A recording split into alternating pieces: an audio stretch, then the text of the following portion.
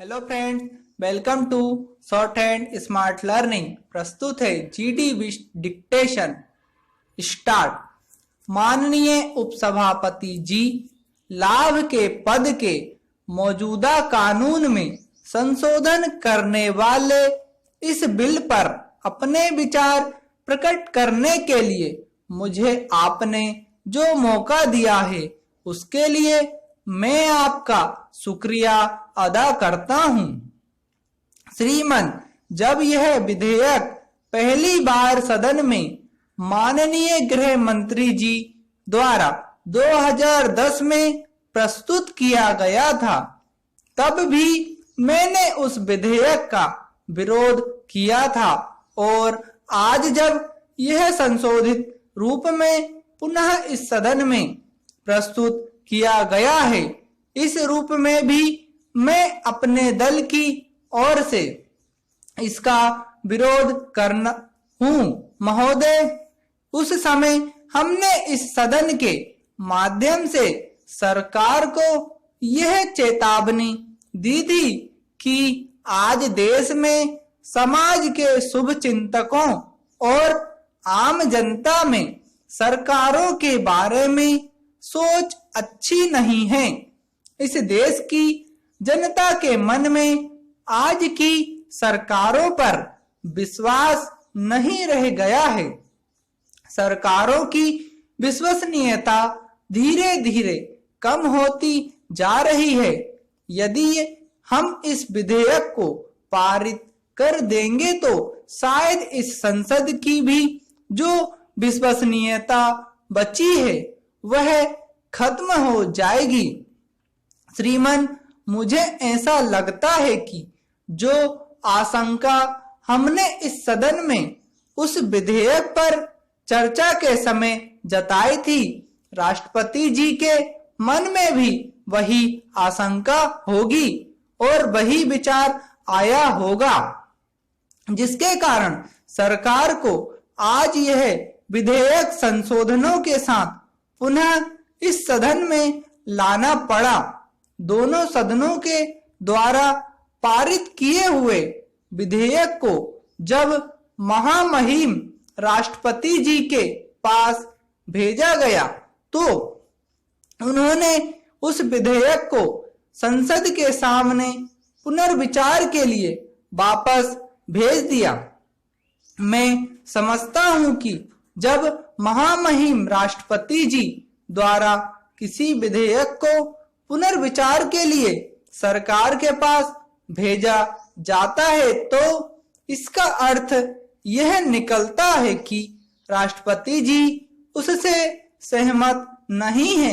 इसलिए जो तर्क यहाँ पर मंत्री जी ने दिए वह हमारी समझ में नहीं आते और इसका अर्थ यही निकलता है कि आप बड़े आदमियों को बचाने के लिए ही यह घोर पाप कर रहे हैं और इस सदन से करवा रहे हैं। उपसभापति महोदय, कानून मंत्री जी जब यहाँ बोल रहे थे तो मैं उनकी बातों को सुनकर थोड़ा हैरान हो रहा था। उन्होंने इस सदन में कई तर्क दिए। हमारे मंत्री जी कानून के विद्वान हैं, इसलिए मैं उनको जवाब या सफाई देने के लिए यहाँ खड़ा नहीं हुआ हूँ, लेकिन मुझे इस बात का आश्चर्य हुआ कि हमारे देश में संसदीय लोकतंत्र है। हमारी जो निर्धारित संसदीय कार्य प्रणाली है, सारा देश उस संसदीय परंपरा का अनुसरण करता है, लेकिन हमारे मंत्री जी हमें यह संदेश दे रहे हैं कि हमें कर्नाटक और झारखंड का अनुकरण करना चाहिए। सर्वोच्च सदन का अनुकरण राज्यों को विधानसभा को करना चाहिए। यह संसद को राज्यों की विधानसभाओं का अनुकरण करना चाहिए।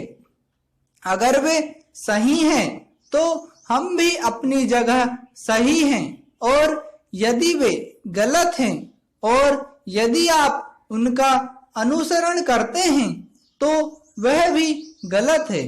मैं आपके माध्यम से मंत्री जी से यह प्रार्थना करता हूं कि आज आपने जो इस सदन में कहा, आप सदन की कार्यवाही के उस वक्तव्य को पढ़ेंगे तो आप उसे पढ़कर स्वयं भी हंसेंगे। मंत्री जी, यह मुद्दा हमारी संसदीय परंपरा के गंभीर उल्लंघन का है, विवाद का नहीं है। यदि राज्य विधान मंडल गलती करते हैं तो हमें उसे दूर करना चाहिए, यह हमारा कर्तव्य है।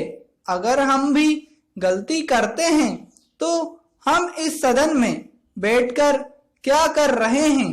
इस संसदीय प्रथा को बचाए रखने के लिए हमें ठोस कदम उठाने चाहिए। महोदय, यहाँ कुछ सदस्यों ने संविधान के अनुच्छेद 102 और 103 का जिक्र किया है। संविधान ने हमें यह अधिकार दिया है। आप सदन को कोई नई बात नहीं बता रहे हैं। आपको उस कानून में संशोधन का पूरा अधिकार है, लेकिन उसे संशोधित करने का आपका तरीका गलत है।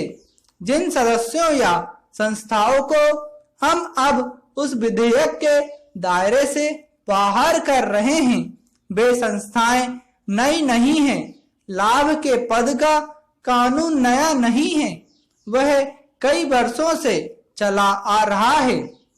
इस विधेयक से संबंधित सदस्य समिति में भी दोनों सदनों के 45 सदस्य शामिल है, लेकिन जब उन सदस्यों की नियुक्ति की गई तब उनको इस बात की जानकारी भी नहीं थी कि हमारे देश में लाभ के पद का कानून भी है और वे उसका उल्लंघन कर रहे हैं और लगातार करते आ रहे हैं।